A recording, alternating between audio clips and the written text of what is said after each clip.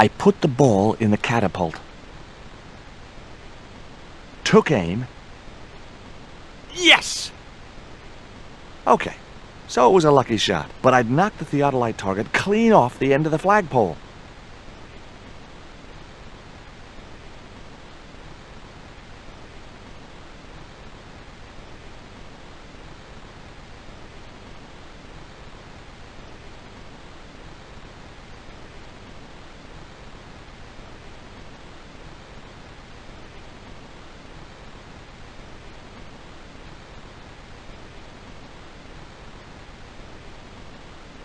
What the hell's going on here? Where is it?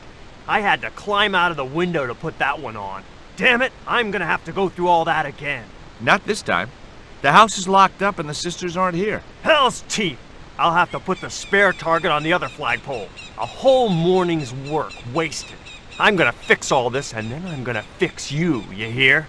Yeah? Fine. I'll be waiting.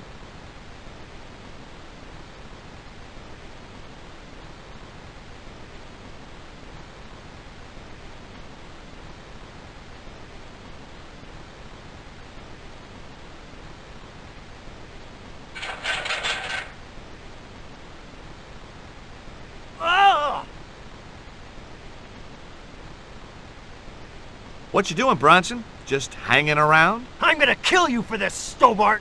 Get me down from here! What, so you can kill me? Gee, you talked me out of it, Bronson. I felt a little guilty about leaving Bronson up there, but not much, obviously.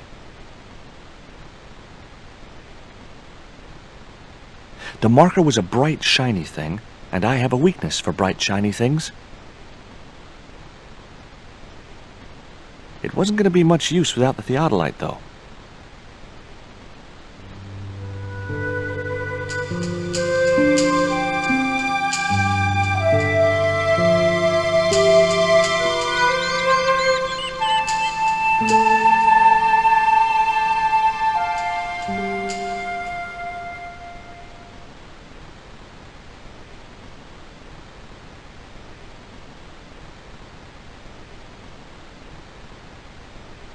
With Bronson out of the way, I could finally get a clear look at the plans. Engineers' drawings didn't mean much to me, but one thing was clear. These plans were for a 5-story, 200-roomed, luxury, pirate-themed hotel. Another stain on the bedspread of paradise.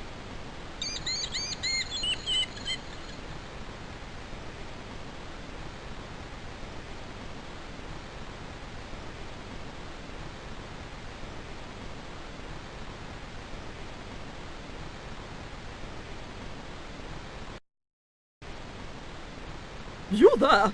Why is Mr. Bronson hanging from that flagpole? He climbed up there of his own accord. Then help him, you stupid man! Quickly, before he falls!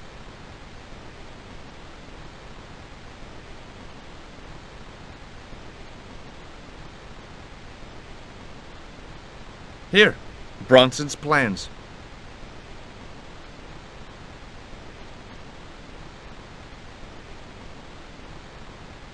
This means nothing to me. She's not wearing her reading glasses. Ah, wait! Yes, I see now. I see it all too clearly. That man is planning to build a huge hotel. Bronson is a confidence trickster. Mina, we have been duped. I'm glad we didn't sign his contract. Oh, I hate tricksters, especially confident ones. Come, Mina.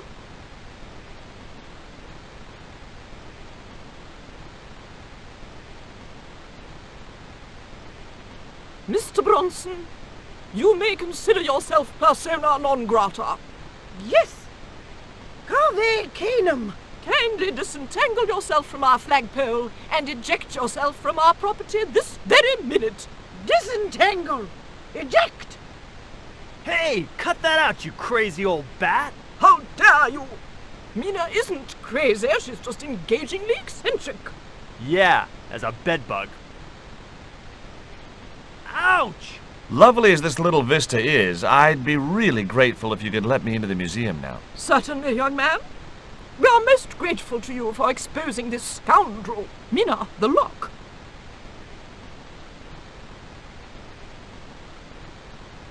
Thanks, ladies. Stobbart, be a pal. Get these harpies off me. Ooh!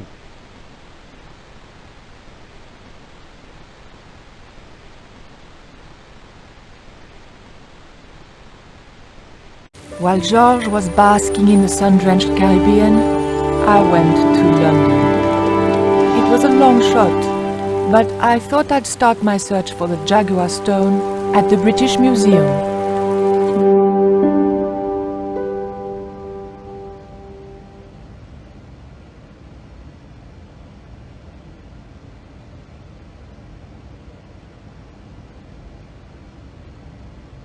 Can I help you, miss? Have you ever heard of an English sea captain called El Draco? El Draco? Not a very English name. I think that's what the Spanish would have called him. It was about the time of the conquistadors. 16th century. Oh, I know. That's what the Spanish called Sir Francis Drake. Francis Drake? Have you got anything here that belonged to him? Indeed, miss. We have a couple of artifacts he brought back from one of his journeys.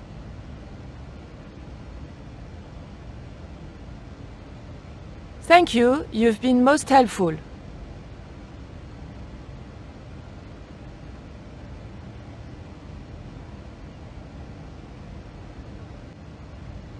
Bonjour.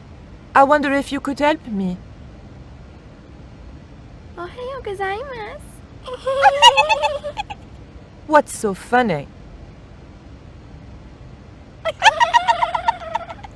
Oh, never mind.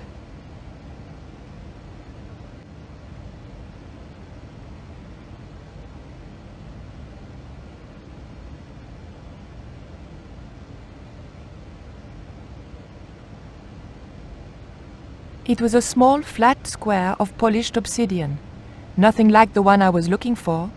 According to the caption, this was the scrying mirror given to Dr. John Dee by Sir Francis Drake.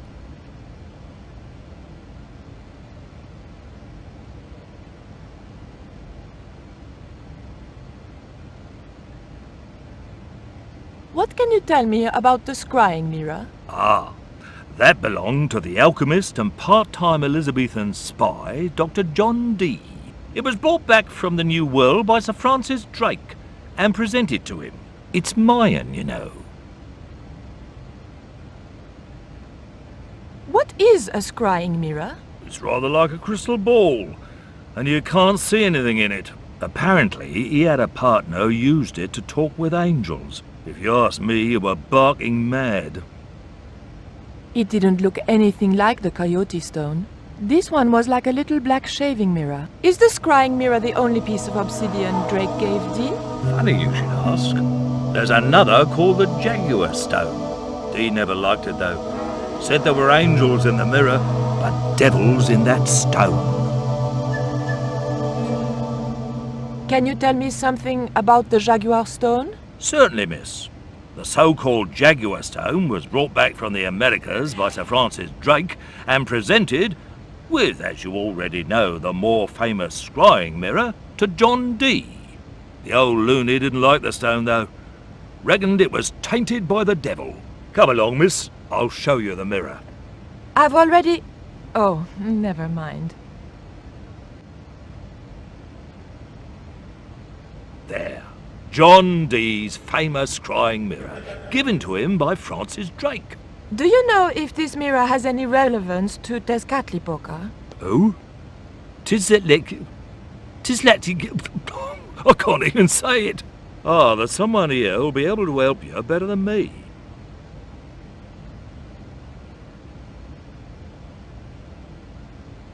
This young lady has some questions to ask, Professor.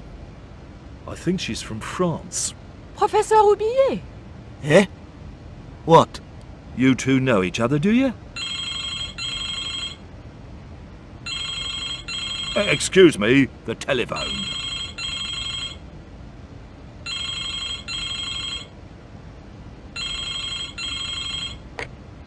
We meet again. Mademoiselle, France, eh? Yes, I believe that's where you live, Professor. I have a house there, on the outskirts of Paris, but I haven't been back for many months.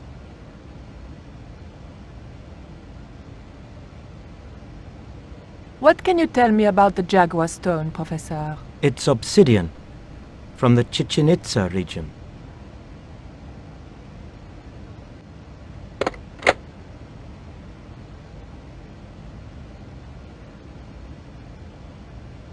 Professor Oubier, your taxi's here.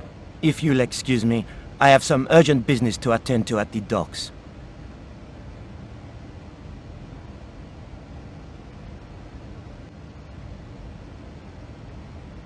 Can you answer me some questions about the Jaguar stone? Certainly, miss. If you just step this way.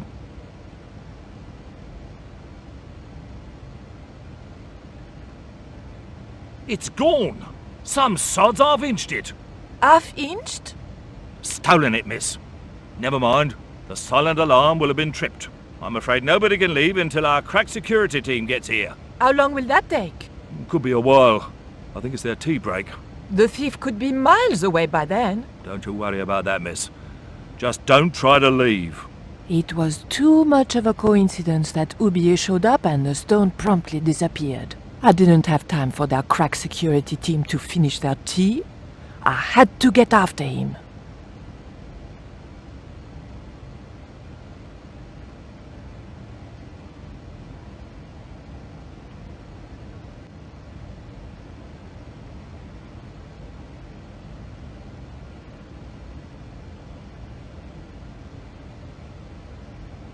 Don't you think it's suspicious that Oubier has urgent business at the docks? Not in the slightest, young lady. He's gone to oversee the unloading of cargo, an exhibition of Mayan sculpture on loan from Mexico City. What's the name of the ship? The Xibalba Princess, moored down by Tower Bridge. Why do you ask? Just wondering. I didn't steal the stone. I was nowhere near it. So who do you suppose did steal it? It must have been Oubier. Huh! Begging your pardon, but he's a man of letters. A professor. So was Moriarty. Man of letters or not, he's your culprit. Look at this. The thief left this key in the cabinet. Oh dear. Oh dear, oh dear, oh dear. That makes the theft an inside job, right? Oh dear. In other words, the thief was Professor Oubier. Well, let's leave that for the police to decide, shall we? I better phone them right away.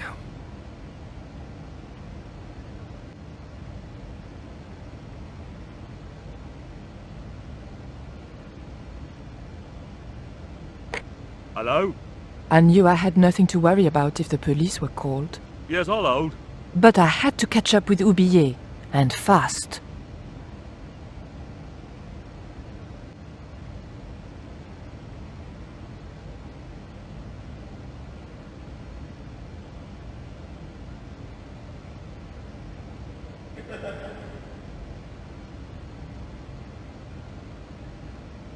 The cabinet was locked.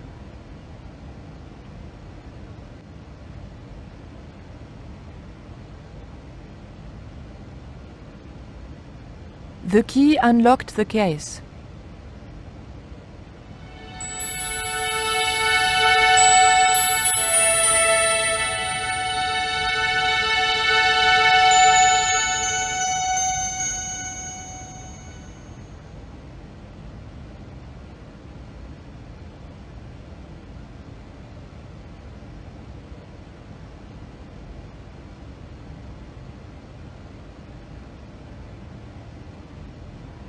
The doors were securely locked.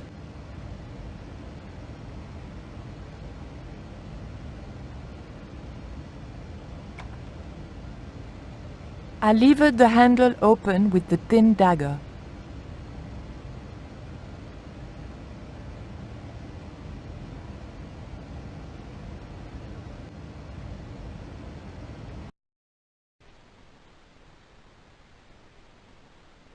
The room had been decorated to resemble the interior of a sailing ship. It was disturbingly effective.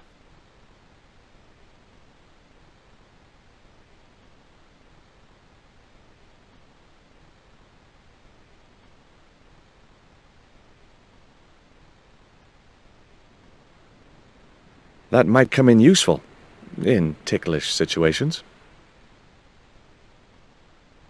It was an old book with spidery writing covering the open pages. It was Ketch's logbook. March 20th, 1670 fix. Engaged frigate off Fan Falvador? It was garbage. Huh. I guess being a pirate didn't require too many academic qualifications. The passage went on to describe how Ketch had got wind of the approach of a fleet of English ships.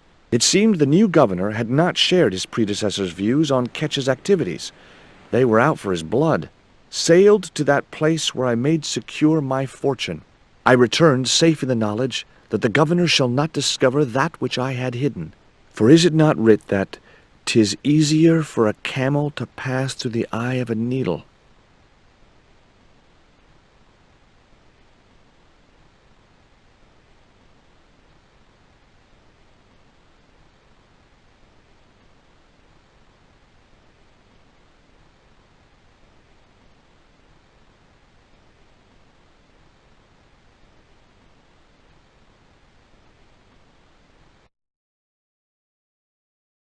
Captain Frederick Ketch, 1570. Around his neck was a cross. Maybe he was a part-time pirate.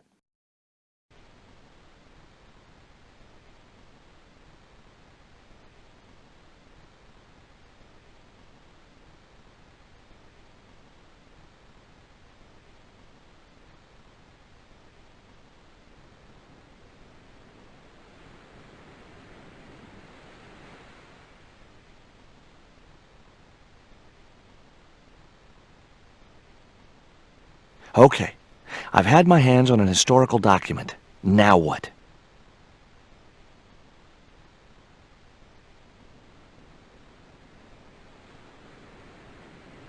The chart fitted exactly into the recess on the top of the desk.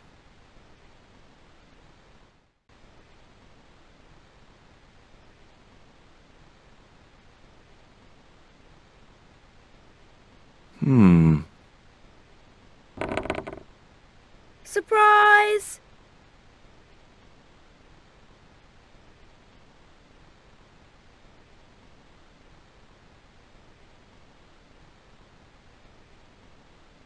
What the? Who are you? I'm Emily. What were you doing in there, Emily? Hiding. What are you doing here? Grown-up stuff. Grown-ups? Pfft. I'm never gonna grow up, I'm not. You shouldn't be here. What's your name? I'm George. Pleased to meet you, Jaws. George. Jaws? Jeez. Make your mind up. What can you tell me about Captain Ketch? That's him on the wall, in the picture. Yeah, I know. Scary-looking guy, huh? He was my great-great-great-great-grandfather. Yeah, you have his eyes. Why don't you go play with Rio? I'm not allowed. How come? 'Cause Aunt Frost says I'm not allowed out of the house. That's why, Mr. Nosybeak. Too bad. Why don't you ask your other aunt if you can play with Rio? Aunt Mina's cuckoo. Aunt Frost says so. She says when the Lord handed out common sense, Aunt Mina was off getting double portions of chin. That Rio's a smart kid. He helped me outwit Bronson. Rio is clever. He can spit ever so far. I bet you can't keep this piece of coal in your mouth for the next half hour. Could too. I could keep it in my mouth for hours and hours and hours. Yeah? Go on then. Prove it. Don't want to. And if you try to make me, I'll tell Aunt Mina. Look, an ancient Mayan stone. Is that a magic stone? Well, I don't know about that. No.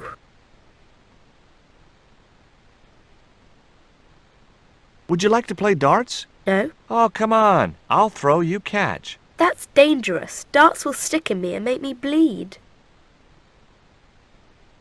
Do you know how to use a theodolite? We don't learn anything about surveying at my school. Not until 5th grade. That cross you're wearing, Emily, It's my lucky Jesus cross. it's just like the one Captain Ketch wore. Uh-huh. Can I borrow it? Uh-uh. What would you trade for that cross, Emily? A puppy. Well, I don't happen to have a puppy in my pocket right now. Can you think of anything else you'd trade? Don't know.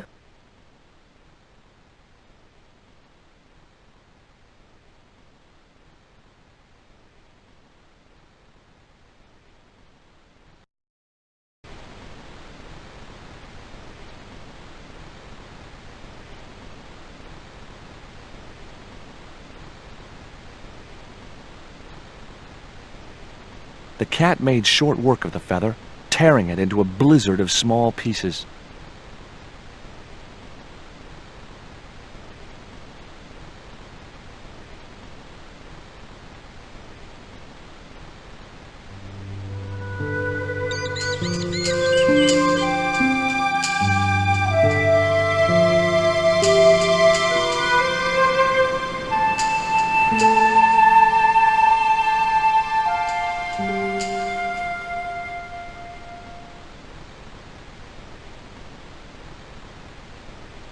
There was nothing else on the bicycle wreck I could use.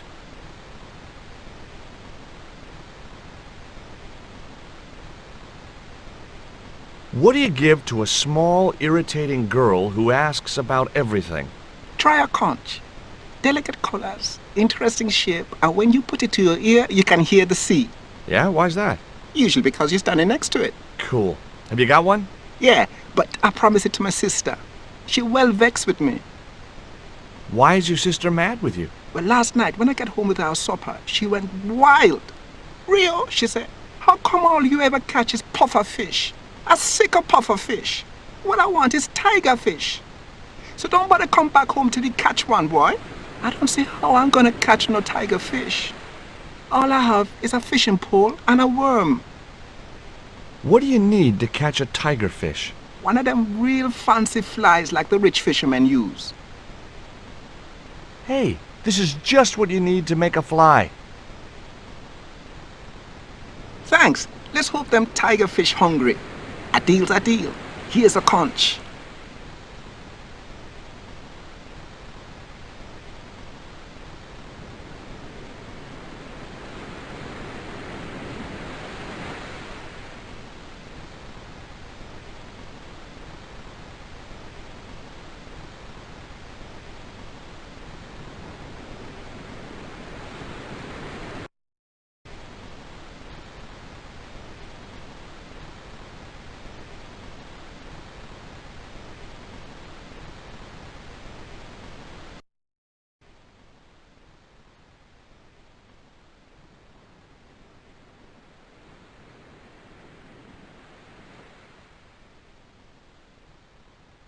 Why don't you run along and play? Aunt Mina told me, stay out of mischief. Well, that doesn't mean you have to stay indoors, does it? On a beautiful day like today? There's a storm coming. Oh, nuts. You don't know that. I do so. I can see the whole world from the window. Yeah, well, like I said, I'm busy. Here, I've got a conch. Would you like it? Dunno.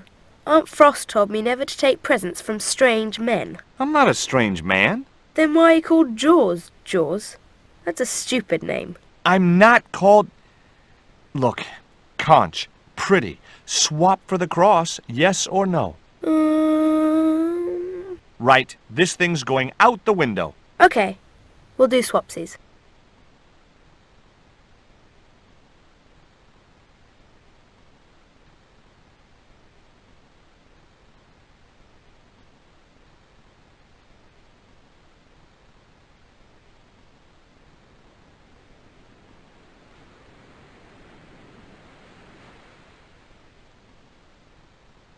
It was an indented well in the corner of the desk. I guess it was intended to hold ink, but it seemed unnecessarily wide. Maybe Ketch had used it to hold his rum bottles steady in heavy seas.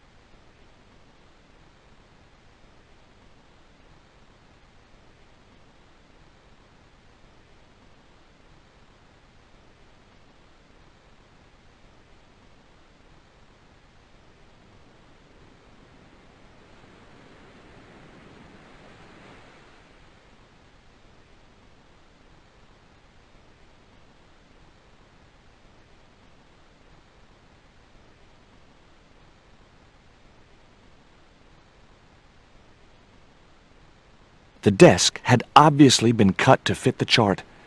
Or maybe vice versa. The desk had obviously...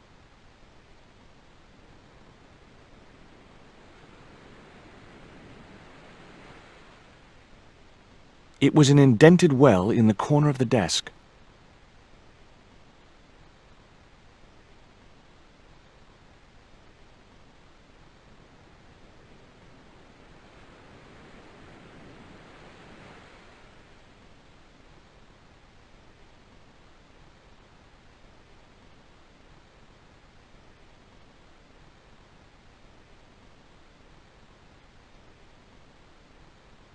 That looked like that's where it was supposed to be, so I left it there.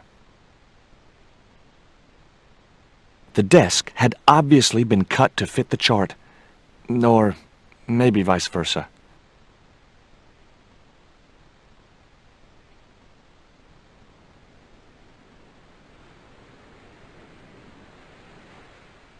It was a beautifully crafted model of a sailing ship.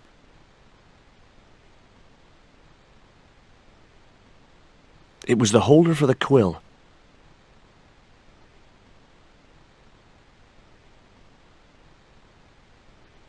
Ketch's cross slipped snugly into the pen holder.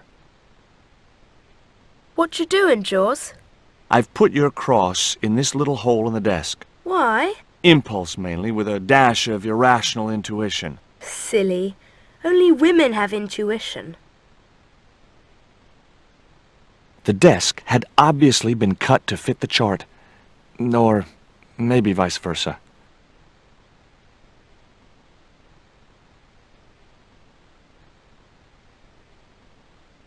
Holding that lantern, I felt kinda biblical. Like Jesus or Florence Nightingale.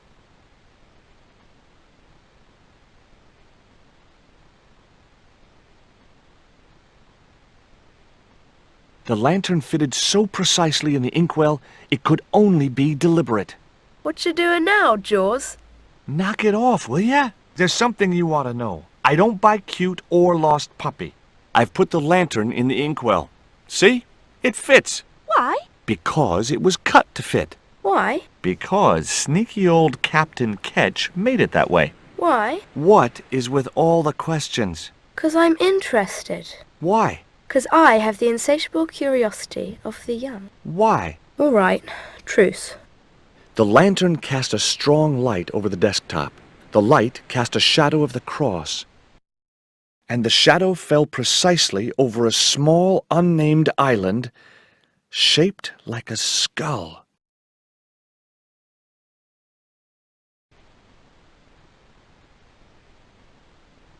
That must be it! Ketch's Treasure Island! Uh-oh. That's Zombie Island. It's a bad place. No kidding? Well, bad place or not, that's my next port of call. Can I come too? The hell you can. I never get to leave the house. There were several things I wanted to say to that awful kid, but I held my tongue.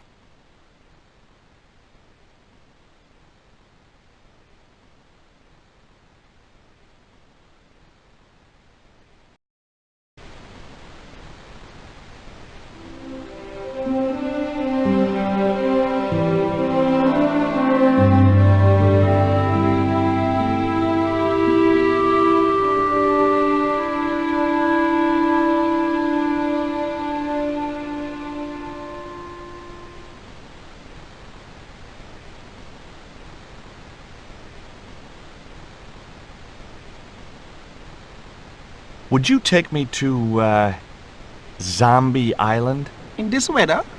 You madman. The rain will keep the zombies indoors.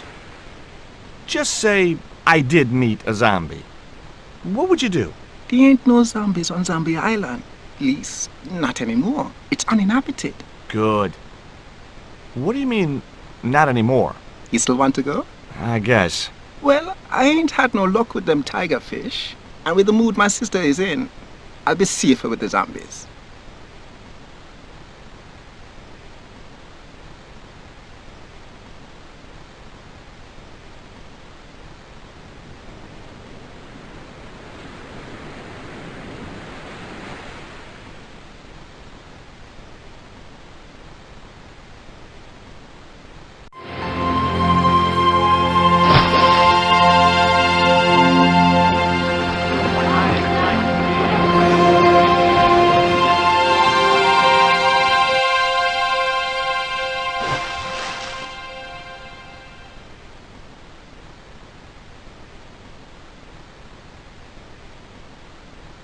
So, this was Zombie Island.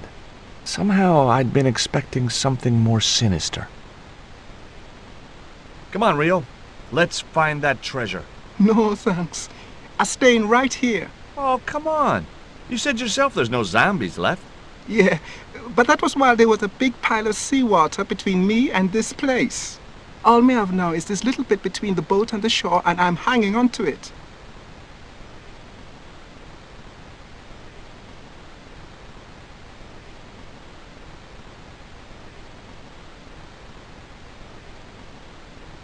That Emily sure asks a lot of questions. Rest man, this whole Emily business just isn't funny. Look, we're obviously at cross purposes here. I'm talking about Emily Ketch. Yeah, and so am I. She was my friend. Her aunts hated it, but we did move together, you know.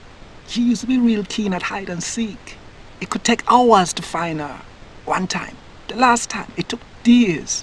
She must have shouted and screamed herself hoarse, but there was nobody to hear her. Where'd she hidden herself? Captain Ketch's old sea chest. The only way to open it was from the outside. Suddenly, I didn't feel so good. We never exchanged another word about Emily Ketch.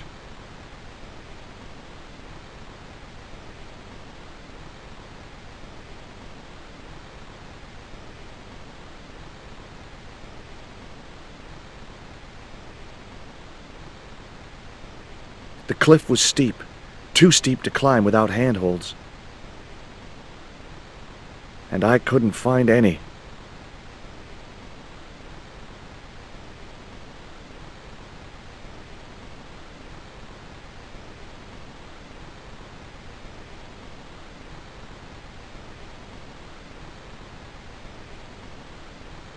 It was too high. I couldn't get up there.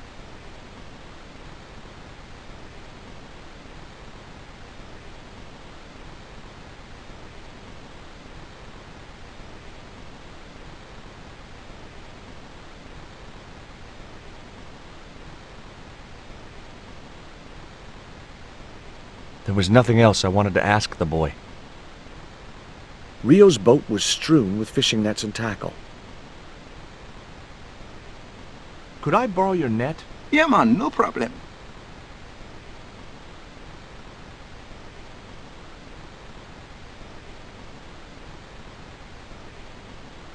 You planning on catching some fish? Nope.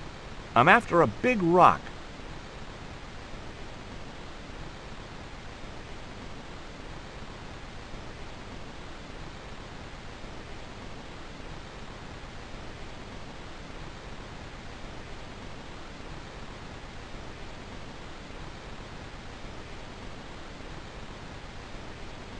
The cliff stopped me getting off the beach.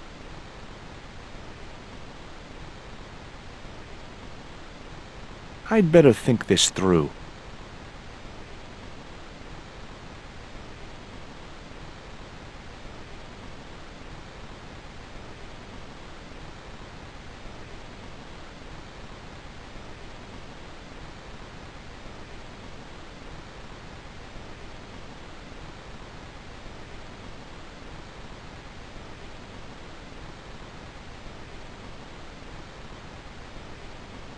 The cliff stopped me getting off the beach.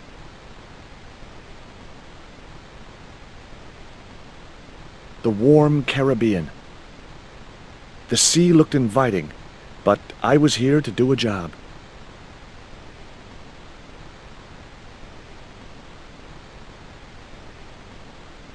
The cliff stopped me getting off the beach.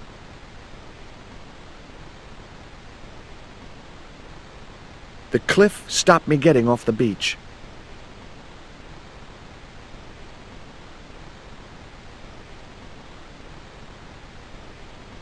The outcrop was about the only feature on the cliff face.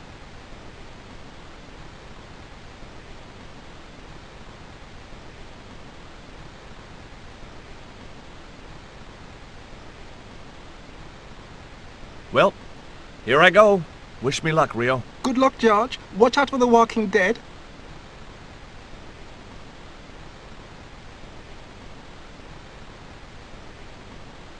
I stumbled down dark stairwells for what seemed like forever, until suddenly I found myself, wow,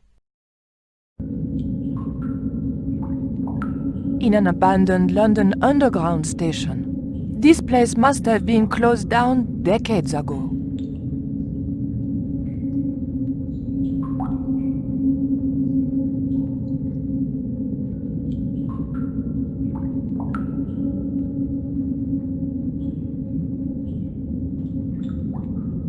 It was an old chocolate vending machine. It was a cup which caught rejected coins. The cup was empty. The tray was empty.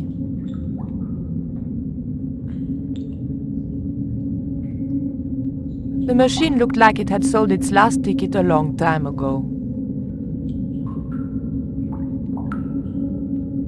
It was an old ticket machine. A sign read, "Tickets 3D."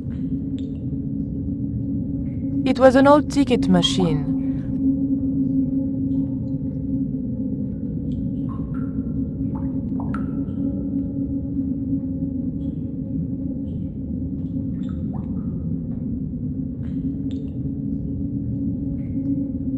LBS. Lubs? What are lubs?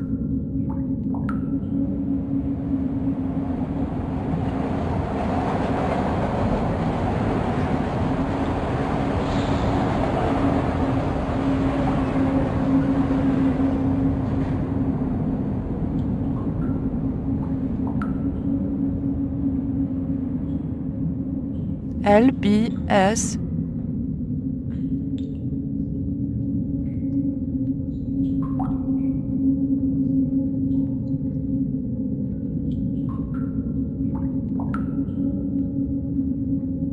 One D only was embossed below the coin slot. Something protruded slightly from the slot.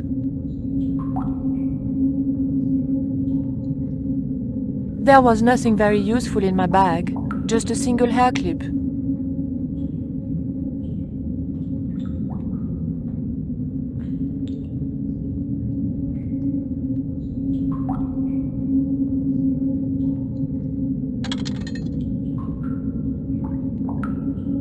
I pushed the hair clip into the slot and whatever was stuck there disappeared into the machine.